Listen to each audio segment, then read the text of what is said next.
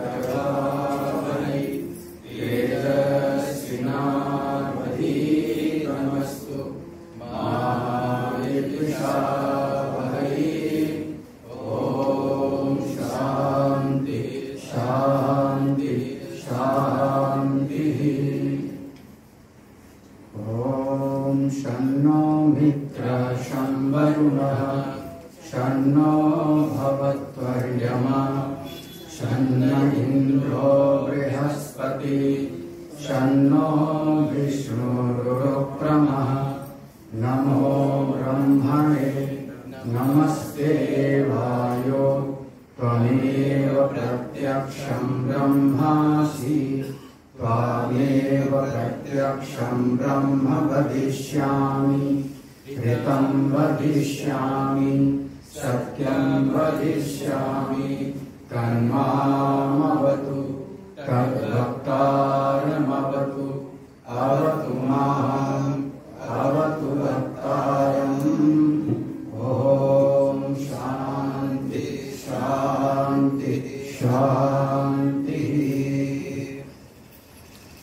शंकरं शंकराचार्यं केशवं बादरायणं सूत्रभाष्य कृतौ वन्दे भगवन्तौ पुनः पुनः। ईश्वरो गुरुरात्मेति मूर्तिभेद विभागिने व्योमवद्व्याप्तदेहाय दक्षिणामूर्तये नमः। सदाशिवसमारम्भां शङ्कराचार्यमध्यमाम् अस्मदाचार्यपर्यन्तां वन्दे गुरुपरम्पराम्। श्रुतिस्मृतिपुराणानाम् आलयं करुणालयं नमामि भगवत्पादं शङ्करं लोकशङ्करम्। इस पंक्ति को पढ़ते हैं, 9वें कन्या को। ऋतं च स्वाध्याय प्रवचने च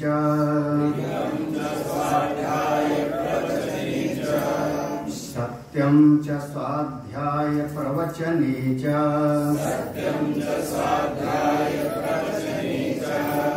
तपश्च स्वाध्याय प्रवचने च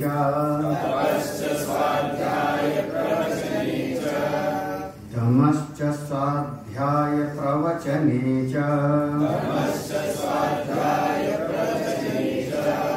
शमश्च स्वाध्याय प्रवचने च अग्नयश्च स्वाध्याय प्रवचने च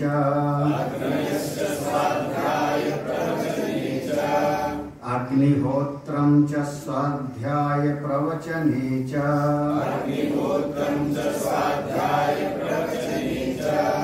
अतिथयश्च स्वाध्याय प्रवचने च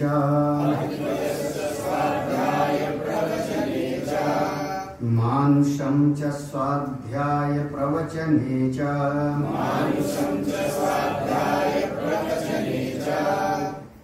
प्रजा च स्वाध्याय प्रवचने च प्रजनश्च स्वाध्याय प्रवचने च प्रजातिश्च स्वाध्याय प्रवचने च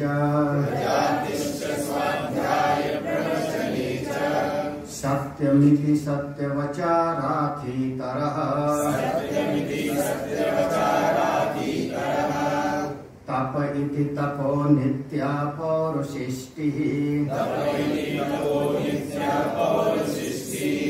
स्वाध्याय प्रवचने ये वेति नाको मौद्गल्यः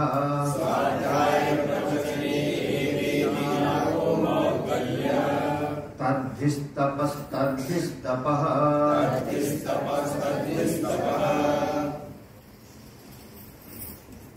तैत्तरीय उपनिषद का ये प्रथम वल्ली जिसका नाम है शिक्षाबंदी। इसके अंतर्गत ये 9वां प्रसंग है। इसके पूर्व में 8 प्रसंग का उपदेश दे दिया। अनुवाक यानी प्रसंग, ये 9वां अनुवाक 9वां प्रसंग है। एक एक विषय का प्रतिपादन करते हुए अब यहाँ पर ले गए। इस 9वें अनुवाक में 2 शब्द ऐसे हैं जिसकी बार बार पुनरावृत्ति है, स्वाध्याय और प्रवचन। इसकी बार बार पुनरावृत्ति है। इसके पूर्व में एक बात कही थी, आपनोति स्वराज्यम, वाक्पति, चक्षुर्पति, श्रोत्रपति, ऐसा सब वर्णन किया। शांति समृद्धम, अमृतम, ऐसा निरूपण किया। उसका भाव था कि जो ऐसा जानेगा, यो वेद जो ऐसा जानेगा, चौथी व्याहृति माह को, संहिता संबंधी उपासना को, वो अपने स्वरूप को प्राप्त कर लेगा, ऐसा पहले कहा गया था। सवेद ब्रह्म। तो मन में एक जिज्ञासा जगी कि अगर जान लेने से ही उस अपने स्वराज्य की, अपने आत्मस्वरूप की अनुभूति हो जाती है, तो हमको कर्म करने की क्या जरूरत है? व्यवहार हम क्यों करें फिर? तो ये जो श्रुति में और स्मृति में बहुत सारे यज्ञ यागादि कर्मों का निरूपण किया गया है, बहुत सारे वहां पर हमारे लिए आज्ञाएं प्रदान की गई हैं, उसके निरर्थकता का प्रसंग आ जाएगा कि वो तो बिल्कुल बेकार की चीज है। फिर अगर ज्ञान से ही मुक्ति हो जाती है तो हम इस पचड़े में क्यों फंसे? तो श्रुति भगवती यहाँ ये इशारा करती है कि लक्ष्य है वो स्वरूप निष्ठा की प्राप्ति। लक्ष्य स्वरूप निष्ठा की प्राप्ति है, इसमें कोई संशय है नहीं। लेकिन वो लक्ष्य है और उस लक्ष्य को प्राप्त करने के लिए ज्ञान ही एकमात्र उपाय है। ज्ञानादेव तु कल्वलम, ज्ञान से ही उस मुक्ति की प्राप्त होती है। तो साध्य है उस मोक्ष की प्राप्ति, साधन है ब्रह्म विद्या ज्ञान, इसमें कोई संशय नहीं है। लेकिन ब्रह्म विद्या की प्राप्ति के लिए कुछ सहायक साधन होते हैं। जैसे प्रकाश करना कमरे में मेरा लक्ष्य है, मैंने पक्का कर लिया कि कमरा मेरा प्रकाशित हो। उसके लिए हमको साधन पता लग गया कि अगर इसमें दीपक जलाएंगे तो अंधकार से छुटकारा मिल जाएगा, प्रकाश हो जाएगा। तो साध्य हो गया प्रकाश, साधन पक्का कर लिया दीपक का जलाना। लेकिन दीपक जलाने के लिए अब हमको घी चाहिए, तेल चाहिए, रुई चाहिए, माचिस चाहिए, निमात स्थान चाहिए, तब तो हम दीपक जला पाएंगे। नहीं, मोमबत्ती तो चाहिए, टार्च हो तो उसमें सेल तो होना चाहिए। उसको कहते हैं सहायक साधन। सहायक साधन, वो सहायक साधन की भी बहुत जरूरत होती है। हम लोगों के आश्रम में जब कोई कारपेंटर आके काम करता है, या शीशे वाला, एसी वाला, बिजली वाला आके काम करता है, तो पहले भी काम होता था, दीवारें पहले भी बनती थी। अब जिस समय कोणार्क का सूर्य मंदिर बना होगा रामेश्वरम का, उस समय बिजली वाला कटर थोड़े चलता था। जो पत्थर काटने का बिजली वाला है उस समय नहीं था। उस समय कोई छेनी हथौड़ी से काम किया गया वो सब का सब। लेकिन वही चीज जब बिजली से साधन मिल गया तो वो काम बहुत आसान हो गया कि नहीं? वही अब एक दिन में वो इतना पत्थर लगा के चला जाता है, हाँ, एक दिन में बिजली का काम करके चला जाता है। हम लोगों के पुराने समय में बिजली का तार ऊपर ऊपर रहता था। पुराने वाले जो है अंदर से गुल्ली लगाता था, गुल्ली के ऊपर वो पटरी बिछती थी और पटरी के ऊपर तार जाता था, और स्विच बोर्ड भी ऐसा होता था, खट खट बोलता था जोर से, काला काला सा। यही ना, समय बदला, उस समय के साथ में अब देखो काम हो रहा है, ऐसा नहीं कि काम नहीं हो, बिजली का तार है लेकिन अब बिजली का तार दिखाई नहीं पड़ता। तो उस सहायक साधन का जब उपयोग किया हमने, सहकारी साधन का उपयोग किया, तो हमारा काम हो गया आसान।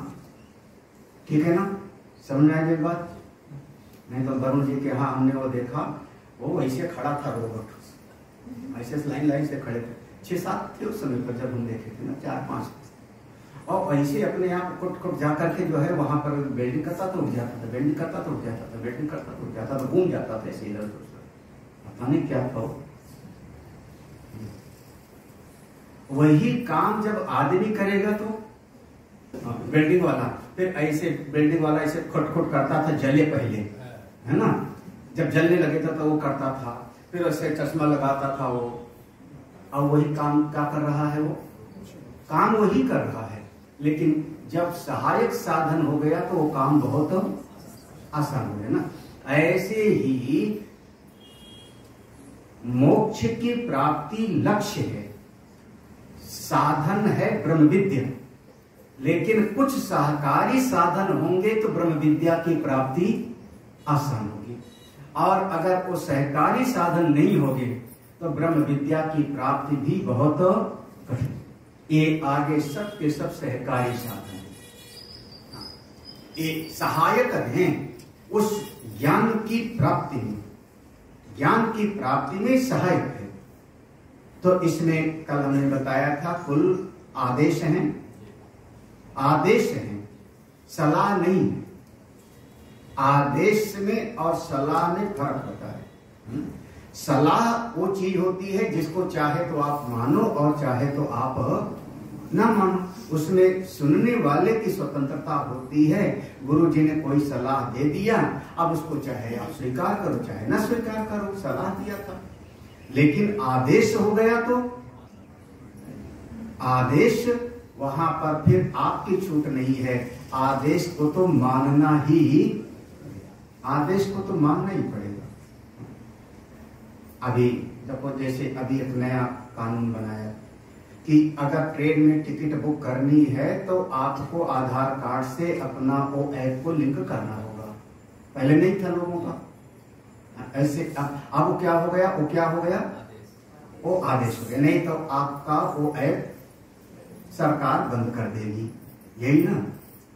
अब अभी आज ही हमको पता लगा कि गैस सिलेंडर को भी कर रहे हैं, आज ही हमको पता लगा कि गैस सिलेंडर को भी आधार से और बायोमेट्रिक जो है लिंक कर रहे हैं।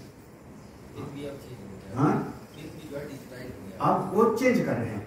तो अभी तक तो जो है ऐसे चल रहा था, लेकिन अब जो है उसमें भी बहुत सारा, तो अब वो आदेश है, नहीं आप उसका पालन करोगे तो सरकार उस चीज को रोक देगी। यही तो है ना, आप उसकी सुविधा को लेना चाहते हैं तो उसके कानून का आप पालन करिए।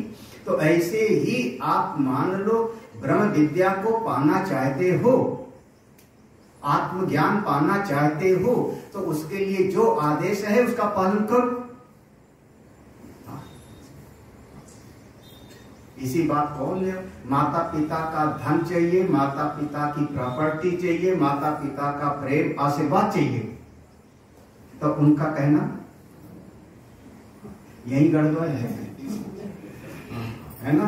उनका कहना नहीं मानूंगा और चाहिए हमको उनका चाहिए सब। तो ये गृहस्थी लोग तो बेचारे झेल जाते हैं, हाँ, बच्चे की जो है जिद के सामने। महात्मा लोग नहीं झेलते, यही गड़बड़ हो जाता है। और गृहस्थी लोग बेचारे जो है वो बच्चा जो है जिद करेगा, सब चाहिए, आपका कहना भी नहीं मानेगा, तो भी गृहस्थी लोग झेल जाएंगे, चलो ठीक है अपने बेटा है क्या करें। और महात्मा लोग महात्मा लोग फिर बड़ा वाला गेट दिखा देंगे, है ना। हमारा आशीर्वाद चाहिए, हमारा ज्ञान चाहिए, हमारी कृपा चाहिए, तो आपको मेरा कहना, ये आदेश है। तो दोनों में फर्क समझ लेना, आदेश में और। तो यहाँ पर एक आदेश है, यहाँ से बाकी का प्रश्न ऐसे शुरू हो रहा है। तो कितने आदेश हैं?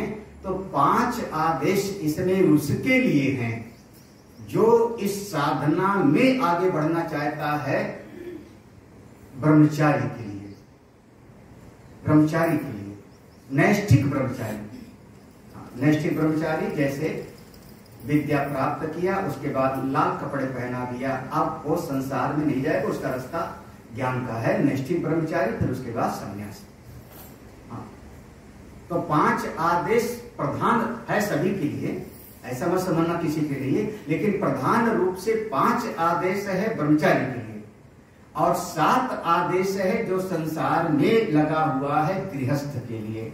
लेकिन दोनों आगे बढ़ना चाहते हैं, लक्ष्य दोनों का वही है, आत्मज्ञान की प्राप्ति, दोनों का लक्ष्य वही है। तो प्रधान रूप से 7 आदेश गृहस्थ के लिए है और 5 आदेश नैष्ठिक ब्रह्मचारी के लिए, उसके लिए उपदेश किया गया है। और स्वाध्याय और प्रवचन सब में अनुसूत होगा।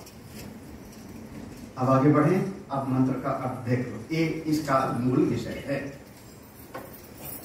पहली पूछा देखो, ऋतम च स्वाध्याय प्रवचने च, उसके बाद आएगा सत्यम च स्वाध्याय प्रवचने च।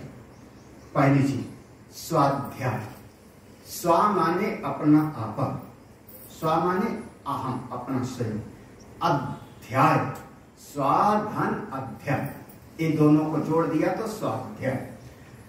ऐसा कुछ ज्ञान प्राप्त करो जो आपके भीतर अपने आप में, बुद्धि में समा जावे। ऐसा पठन पाठन करो कि आपकी बुद्धि में वो बात उतर जाए। नहीं, ये बात तो बिल्कुल सही है। अब यहां स्वाध्याय का अर्थ आत्मा को समझना। यहां स्वा माने आप, बहुत बार आप लोग कहते अरे मेरा अनुभव है जी, हाँ, ये बात मैं खुद अपने अनुभव से देखा हूं, तो उसका क्या नाम हो गया? अब वो स्वाध्याय। केवल बुद्धि में किसी पंक्ति को कंठस्थ करना नहीं, बल्कि जो बुद्धि ने कंठस्थ किया उसका भाव हमारे भीतर उतर जाए, उसका नाम होगा। जैसे अग्नि जलाती है, अभी याद है कि आपका अनुभव है? अग्नि जलाती है, याद है कि अनुभव?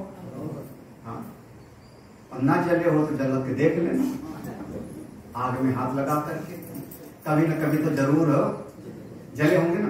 तो अब अग्नि जलाती है, दीपक जलाता है, लेकिन अभी मेरा स्वाध्याय है, अनुभव है, लेकिन छोटा बच्चा है तो उसको नहीं पता। छोटा बच्चा है साल भर का, उसके सामने सांप दिया जाए तो खेलेगा, सांप को पकड़ने के लिए दौड़ेगा, उसके लिए क्रीड़ा की वस्तु है सांप, तो उसका अभी अनुभव नहीं है। अब माँ कहती है दूर दूर सांप मत पकड़ो, लेकिन आपकी अनुभूति में है कि पड़ोस में किसी को सांप ने काटा था तो आदमी वो मर गया था, अमुक को सांप ने काटा था तो मर गया था, तो आपके भीतर बैठ गया। तो स्वाध्याय माने वो ज्ञान जो आपके भीतर बिल्कुल बैठ गई है बात। यहाँ आत्मा वाली बात मत ले आना, आत्मा वाली बात नहीं है, क्योंकि ये साधन संबंधी है ना, ये साधन संबंधी उपदेश है। ये सारे उपदेश अगर जीवन में होगा तो ब्रह्म विद्या की प्राप्ति आसान हो जाएगी। तो ये सहकारी साधन है, तो यहाँ पर आत्मा वाली बात नहीं है, बल्कि यहाँ पर सहकारी साधन है। इसलिए यहाँ पर स्वाध्याय का अर्थ होगा वो आपका पढ़ना पढ़ाना जो आपके अनुभव से गुजर जावे। स्वाध्याय, स्वाध्याय भगवान भास्कर ने इतना कह दिया, स्वाध्यायो अध्ययनम प्रवचनम अध्यापनम ब्रह्म यज्ञो व। जो यहाँ पर प्रवचन शब्द है, इसके 2 अर्थ किया। प्रवचन शब्द का 2 अर्थ कर देते हैं। पहला अर्थ किया कि जो आपके अनुभव में आया उसी बात को किसी को बताना, आपके अनुभव की बात को किसी को बताना, इसका नाम हो गया अध्यापन। जो हमने पढ़ा अब उसी को हम पढ़ाते। ये हो गया प्रवचन। प्रावचन, प्रा माने प्रकर्षेण, वचन आपके अनुभव से जुड़ा हुआ वचन, वो वचन जो आपका भी कल्याण करे और सामने वाले का भी हित करे। वैसे संसार में अगर कोई बहुत ज्यादा बोल रहा हो बिना मतलब के, तो कहते हैं अपना प्रवचन बंद करो, है ना। देखो एक शब्द के जगह जगह पे अर्थ बहुत, अब ये आ गई हैं, अब प्रवचन इनका शुरू हो जाएगा बच्चों, तो वहां प्रवचन का अर्थ बिल्कुल अलग बात हो गई ना। यानी संसार की चर्चा ये करेंगे, इसे बचो। प्रवचन का अर्थ हुआ प्रकर्षेण वचनम, अपने अनुभव से युक्त वचन को किसी को पढ़ाना। और दूसरा अर्थ हुआ ब्रह्म यज्ञ करना, ब्रह्म यज्ञो वा, ब्रह्म यज्ञ। ब्रह्म यज्ञ ये हमारे यहाँ 5 यज्ञ का वर्णन है। पितृयज्ञ, देव यज्ञ, ब्रह्म यज्ञ, भूत यज्ञ, बलि वैश्य देव। 5 प्रकार के पाप होते हैं, उनसे छुटकारा के लिए 5 प्रकार के यज्ञ का वर्णन है। इस लोग याद है 5 प्रकार के पाप का? पंचसूना गृहस्थस्य चुल्ली पेषण उपस्कर। किसको याद है? वरुण जी को। गृहस्थी आदमी से 5 पाप होते ही होते हैं, जाने अनजाने। पंचसूना गृहस्थस्य, गृहस्थ से 5 पाप हो जाते हैं। चुल्ली, चूल्हे में लकड़ी से आप बनाओ खाना, कुछ आप नहीं चाहते लेकिन फिर भी कुछ न कुछ वहां एक आध चीटी ऊटी शायद, तो पाप हो गए जाने अनजाने। अच्छा, आपके उसमें जब आपने बटलोई में भगोने में पानी रखा, उससे भाप बन के उड़ा, तो ऊपर से कुछ जीव मरेंगे कि नहीं? जाने अनजाने पाप हो गया। चुल्ली, चूल्हे। पेषण, आटा पीसने में। आटा पीसने में रोज चक्की उठा के सफाई नहीं होती थी, रोज नहीं। चक्की रखी हुई है, गेहूं डाला पीसा, गेहूं डाला पीसा, और उसके बाद उठा लिया। हफ्तों में 1 बार सफाई होती थी। तो वो जो कील होती थी उसके किनारे कुछ आटा और टुकड़ा गेहूं का पड़ा रहता था, तो उसमें कुछ न कुछ जीव, रोज नहीं सफाई होती थी। किसी ने पीसा हो तो मैंने पीसा है, मैंने पीसा है। दाल दरे हैं उसमें, दाल भी दरे, सब किया हुआ है हमारा, सारे पापड़ देख चुके। तो चुल्ली पेषण, आटा पीसने, देखो ये सब होता था। अच्छा, कमरे में झाड़ू लगाया कि नहीं? आप झाड़ू लगाते समय कोई पाप तो नहीं हुआ? हाँ, कोई गलती तो नहीं हुई? बस समझ लो, उतने में समझ। ऐसे ऐसे 5 पाप गृहस्थी से होते। आप कुएं पर गए, जल का कलश भर के ले आए पानी भरने के लिए, और ला करके जहां रखे, पानी भर रखने का भी एक जगह होता था, वहां पर भी कुछ जीव आकर के, तो 5 प्रकार के पाप होते थे। तो उनसे निजात पाने के लिए 5 प्रकार के यज्ञ, ये इससे बच नहीं पाओगे। ये जीवन जीने के लिए करना ही पड़ता है। भोजन बनाना ही है, जल लाना ही है, झाड़ू लगाना ही है, तो इससे बचोगे नहीं। तो क्या करो? बोले इधर से कोई पाप होता है तो इधर से थोड़ा सा, वो उसका नाम है पंच यज्ञ।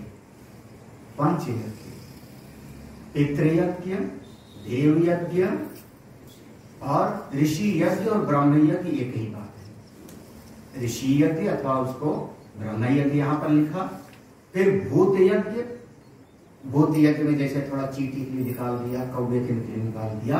और 5वां बलि वैश्य देव, ये सब टेक्निकल वर्ड है। तो यहाँ पर जो प्रवचन शब्द आया है, प्रवचन शब्द के 2 अर्थ हुए।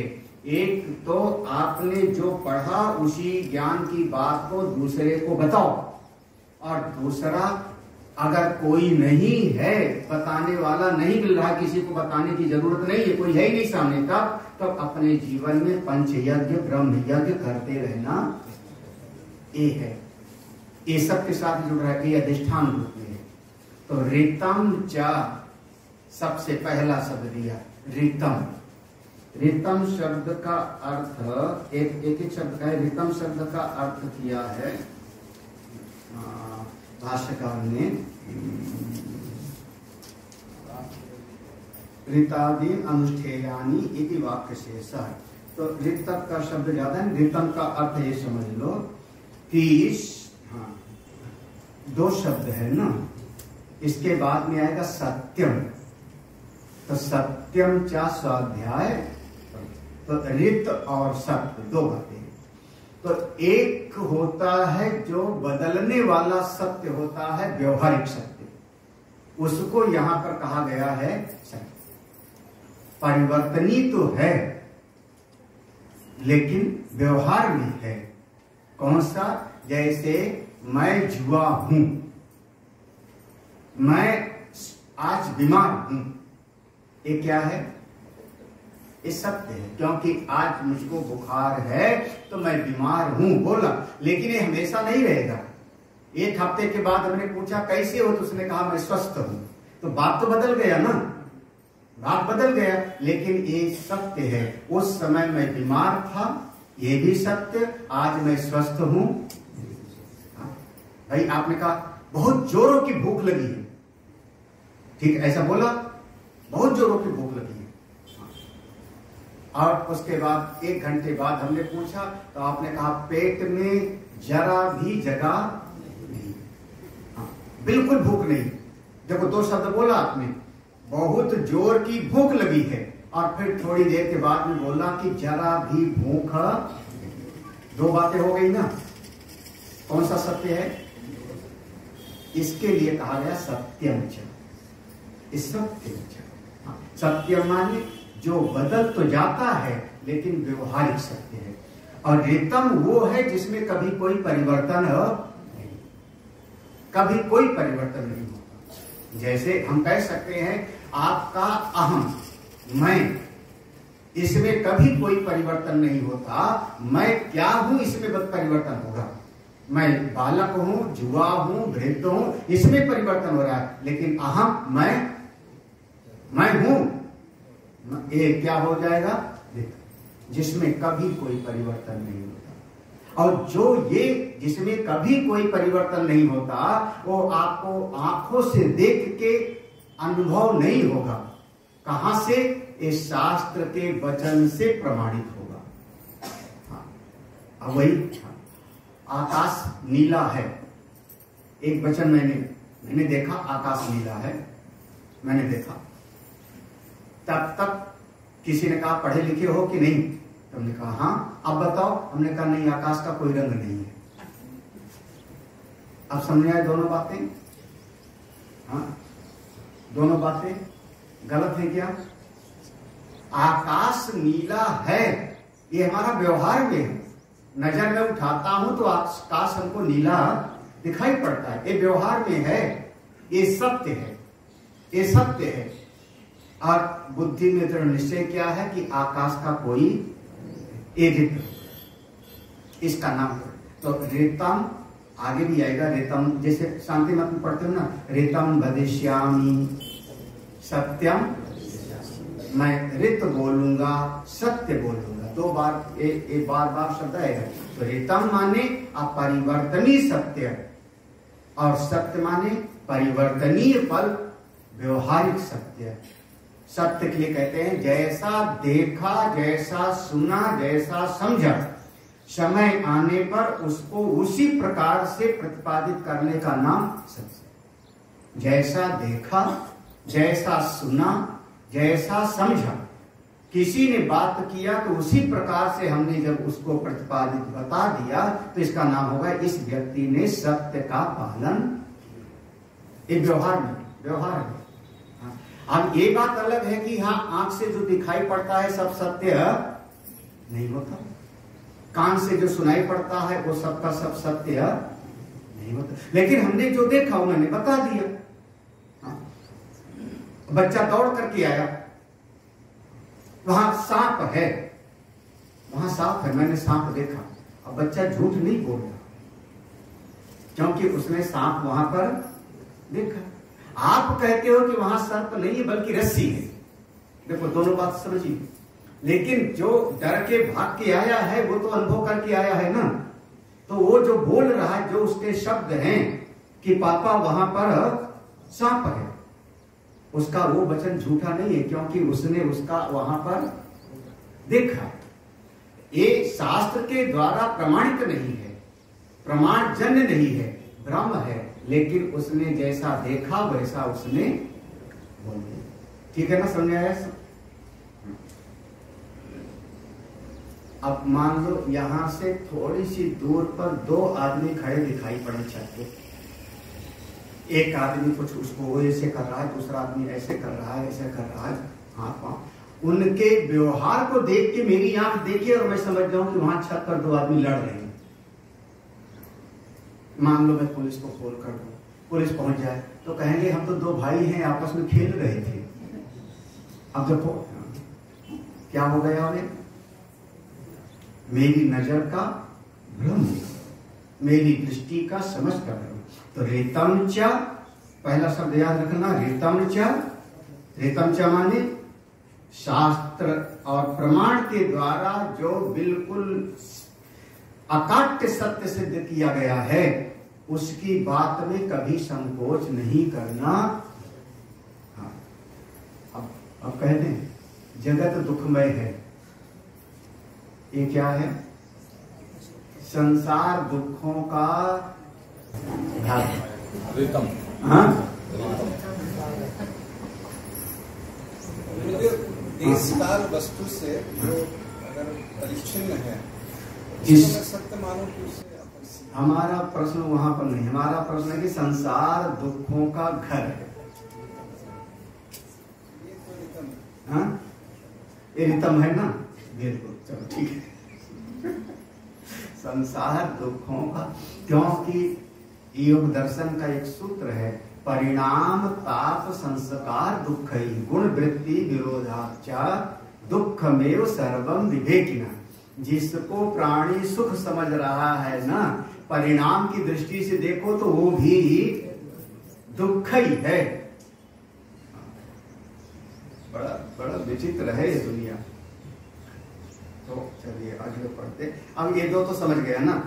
व्यवहार में आप जब तो ऋतम च स्वाध्याय प्रवचने च, स्वाध्याय और प्रवचन में कभी हमको आलस्य नहीं करना है। जब कोई बात करो स्वाध्याय में तो ऋत माने उस परम नित्य पर, सत्यम माने व्यवहार में भी वही बात बोल, वही बात बोल।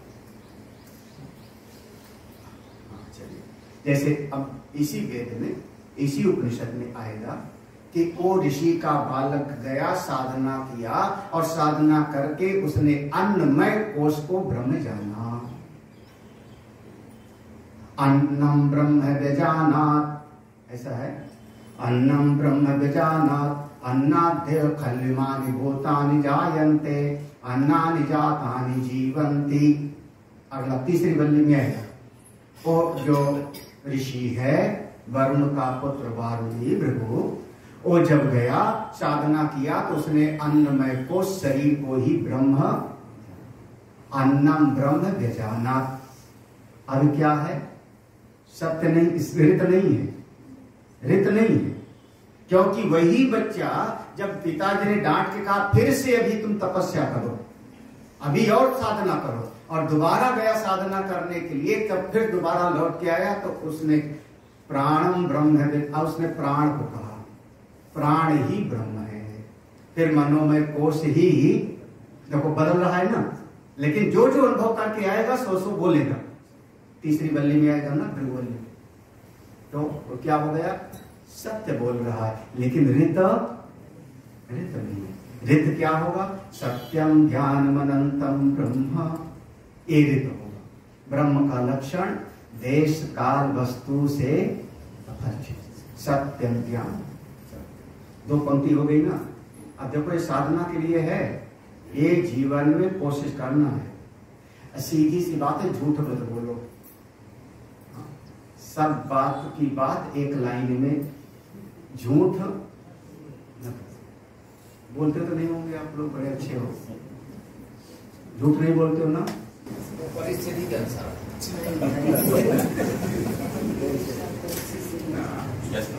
हाँ, और शुक्राचार्य और राजा बलि वाले प्रसंग भी ऐसे ही है। हाँ, उस भागवत में तपश्च स्वाध्याय प्रवचने च। अब आगे है तपश्च। देखो शब्द सुने हुए हैं, कोई नया शब्द नहीं है, बार बार पढ़ो।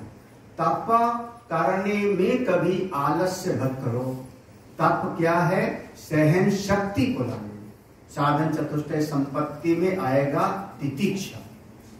तितिक्षा को ही तप कहा गया।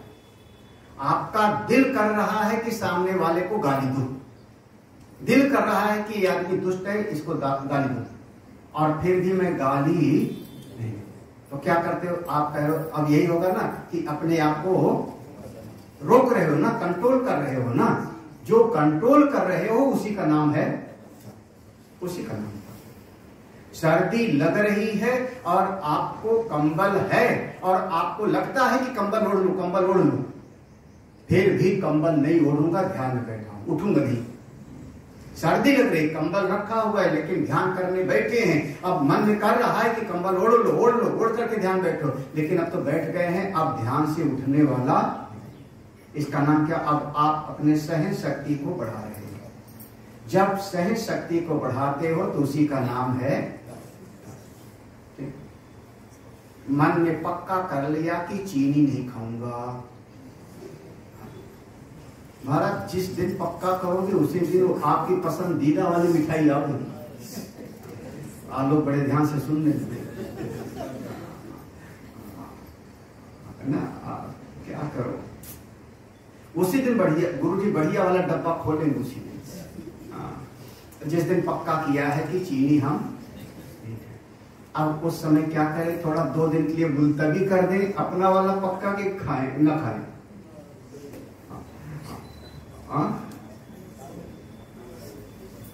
क्या करोगे फिर? आदमी सोचेगा चलो आज खा लेते, कल से चीनी छोड़ेंगे, यही ना मतलब। फिर आप तपस्या मतलब हुआ कि आपको शुगर है, डॉक्टर्स ने मना किया है, सामने बढ़िया रखा हुआ है, फिर भी मैं आज इसको खाऊंगा। इसका नाम हो गया सहन शक्ति को बढ़ाना, तितिक्षा को बढ़ाना। तप तो भगवान का हृदय माना गया है, तप तो भगवान का। तप बल सृष्टि रचई विधाता, तप बल विष्णु सकल जग त्राता। तपस्या का, साधना का बल है कि ब्रह्मा सृष्टि की रचना करते हैं, साधना के बल से विष्णु पालन करते हैं, उस तप के बल से ही भगवान शिव प्रलय करते हैं। तब पार्वती कहती है मैं शिव को प्राप्त करूंगी किससे? तप से। क्योंकि तप ही सब कुछ है, जीवन का साथ सहन शक्ति। जो हम एक लाइन हमारी बड़ी प्रसिद्ध है ना, जो सहले उसी का नाम साधु, जो सहले उसका नाम साधु। और जिसने जवाब देना शुरू कर दिया, उसने एक गाली दिया तो मैं धो दूंगा, उसने थप्पड़ दिखाया तो मैं घूंसा मारूंगा, वो ये काट फोड़ेगा तो मैं फोड़ दूंगा। तो ये फिर उसका साधु का लक्षण ये किसका लक्षण है? एक आंख मेरी फोड़ेगा तो मैं दोनों, थप्पड़ मारेगा तो मैं घूंसा, किसका? मूर्ख का। क्योंकि उस दिन जब ये वर्णन, जिस दिन का वर्णन है उस दिन वो विद्वान नहीं थे ना। उस दिन कालिदास कौन थे? विद्वान थे कि मूर्ख? तो ये जो वर्णन है कि तुम हमको एक आंख फोड़ोगे तो मैं तुम्हारी दोनों फोड़ दूंगा, तुम हमको थप्पड़ मारोगे तो मैं तुमको घूसा मारूंगा, ये वर्णन किसका हुआ भाई? क्योंकि कालिदास बाद में विद्वान हुए ना। जिस दिन ये जवाब दिया है उस दिन विद्वान नहीं थे। तो ये तरीका तो जो चाहता है और जब कोई सहन शक्ति बढ़ा लेता है तो उसकी तरफ से स्वयं परमात्मा साथ देते हैं। धर्मराज युधिष्ठिर के जीवन में कितनी सहन शक्ति होती, कितनी सहन शक्ति, बल है, जवाब दे सकते हैं, उसके बावजूद भी नहीं वनवास चले जाते। तपस्या स्वाध्याय बहुत बड़ी बात है। सहन शक्ति को बढ़ाना चाहिए। सहन शक्ति,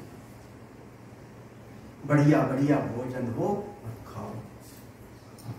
सब 10 लोग बातें कर रहे हो फिर भी आप वाणी पर संयम, आपके सामने सारी सामग्री उपलब्ध हो फिर भी मैं उस पर अपने आप को नियंत्रित करता हूं। इसका नाम होगा, समझ आ रहा है ना, तपस्या स्वाध्याय। बाकी आप लोग समझदार हो, आप जैसा ठीक समझो वैसा करो, ज्यादा समझाने का नहीं। दमश्च स्वाध्याय प्रवचने च, दम जैसे तप वैसे दम। दम में इंद्रिय निग्रह की बात आती है। हमारी जो 10 इंद्रियां हैं वो हमारी 10 इंद्रियां मेरे नियंत्रण में हो। 5 ज्ञान की इंद्री और 5 मेरे नियंत्रण में। जब मैं चाहूं तो मेरा पांव चलेगा, जब नहीं चाहूंगा तो पांव मेरा, इसी का नाम है दम। जब मैं चाहता हूं तो आंख से पढ़ूंगा ना, आंख को अगर फोड़ लूंगा तो गीता कैसे पढ़ूंगा, उपनिषद कैसे पढ़ूंगा। तो ऋषि ये नहीं कहता कि आंख फोड़ लो, हमारा वैदिक ऋषि नहीं कहता कि कान में आप रुई लगा लो। कान में रुई लगा लोगे तो सत्संग कैसे सुनोगे। कान की शक्ति है लेकिन मैं किसी की बुराई सुनूंगा नहीं। आंख में शक्ति है लेकिन मैं आंख से शास्त्र पढ़ूंगा, अच्छी चीज देखूंगा। यही तो ना, हमारी अपने ऊपर नियंत्रण, इसका नाम होता है दम। दम बहुत बड़ी सामर्थ्य है, बहुत बड़ी सामर्थ्य। अगर वो हो जाए ना तो क्या कहें। दमश्च स्वाध्याय प्रवचने। अगली पंक्ति है, ज्यादा समझाना तो नहीं ना, समझ में आ गया ना। हाँ? यही ज्यादा जरूरत है समझाने की। महाराज श्री कहते थे ब्रह्म ज्ञान तो चुटकी बजाने का ख्याल है, तुम तैयार तो हो जाओ।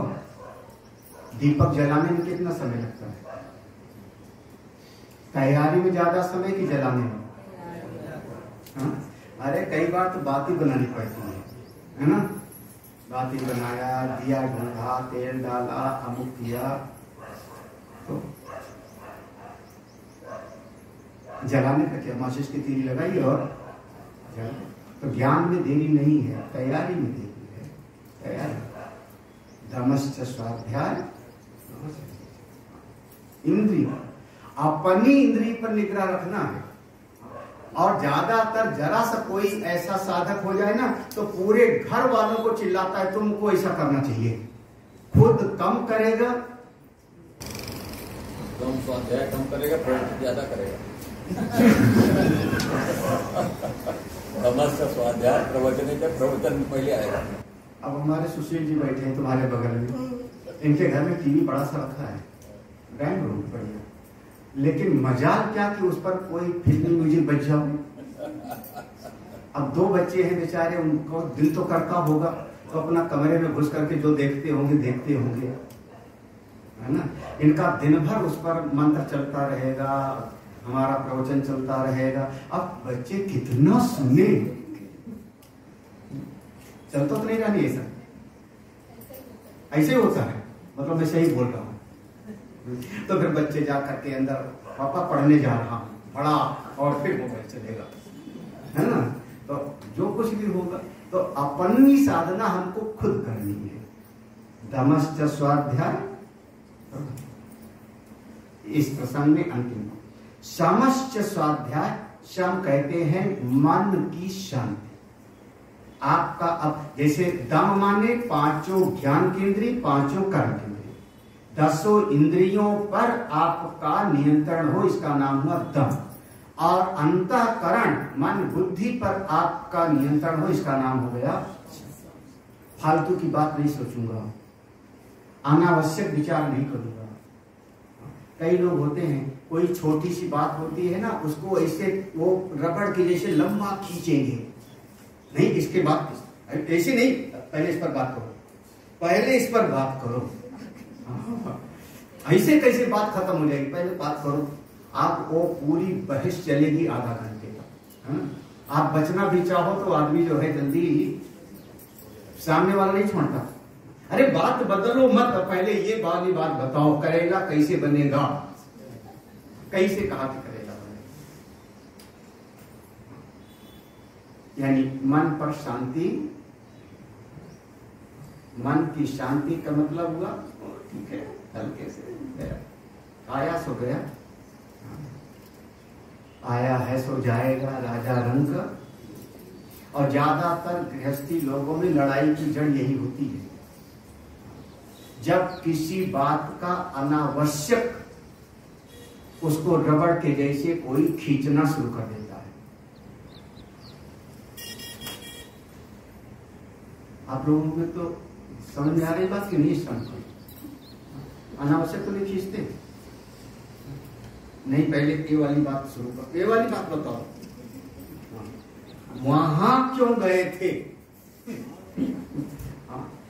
ये बात तुमने क्यों बोली, तुमको मैंने ये कहा था घर में, तुमने ये क्यों नहीं किया, क्या कर रही थी दिन भर। अब वो कहेंगे ठीक है चाय पियो, ना ना पहले ये बताओ क्या कर रही थी दिन भर, है ना। बस बात बढ़ाना ठीक नहीं होता। समझ आ रहा है कि नहीं? कुछ ज्यादातर समस्या की जड़ वही होती है, शम। शम माने आपका मन पूरी तरह से ठीक है, हो गया, सुन लिया बात ना। आपकी एक बात सुन ली मैंने, काम की बात हो गई, खत्म, मत बढ़ाओ, क्यों उस पर बाद में बहस कर रहे हो। समस्त स्वाध्याय मन की शांति, इतना, एक 5 हो गए, यहां तक 5 हो गए। ऋतम, सत्यम, तप, दम और ये 5 हो गए ना, 5 आदेश। ये 5 आदेश हो गए। ऐसे नैष्ठिक ब्रह्मचर्य प्रधान सभी के लिए हैं, ये सभी के लिए हैं, लेकिन प्रधान रूप से जो सीधे ब्रह्म तत्व को पाना चाहिए, यहां से व्यवहार प्रधान हो जाएगा। और आगे 7 उपदेश हम लोग कल पढ़ेंगे आगे। ओम पूर्णमदः पूर्णमिदं पूर्णात् पूर्णमुदच्यते पूर्णस्य पूर्णमादाय पूर्णमेवावशिष्यते। ओम शांति।